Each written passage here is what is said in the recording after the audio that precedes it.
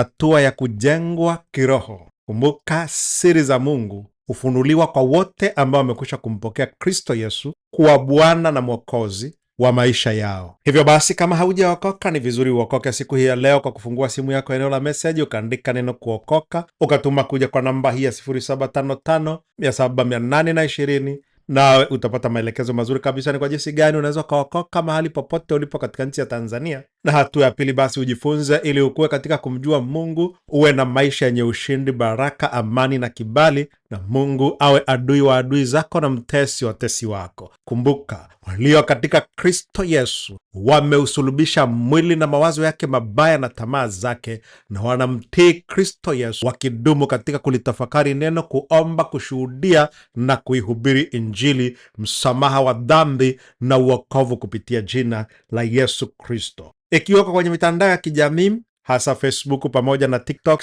au Instagram, wewe tafuta jina hili Mobile Church Tanzania, jiunge hapo, comment, shirikisha wengine waweze kujifunza ili wakue katika kumjua Mungu na wawe na maarifa neno la Mungu na wajengwe katika msingi ulio imara ambao ni Kristo Yesu. Wewe ambaye hauko kwenye mitandao ya kijamii, andika neno pamoja kwa meseji ya kawaida, tuma kuja kwa namba hii ya 0755 na utapata maelekezo ya kina kabisa mahali popote ulipo. Utajifunza na utakuwa katika kumjua Mungu na maisha yako yatakuwa na ushindi, baraka, amani na kibali. Amini hivyo, itakuwa hivyo kwako na Mungu atakutokea na kukuonekania.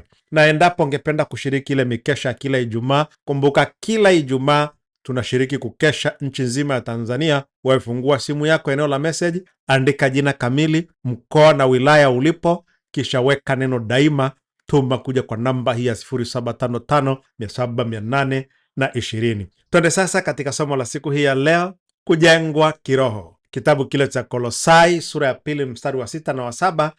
Basi kama mlivyompokea Yesu Kristo Bwana na Mwokozi, enendeni vivyo hivyo katika yeye, wenye shina na wenye kujengwa katika yeye, mmefanywa imara kwa imani, kama mlivyofundishwa, mkizidi kutoa shukurani. Kujengwa na kuwa imara kutakuja pale unapojifunza siri za neno la Mungu na kuikataa roho ya dhambi, uvivu, ulegevu na matendo yote ya giza, kuyakataa kabisa kwa nguvu kabisa, na kuyaacha na kugeuka kwa kumgeukia Kristo Yesu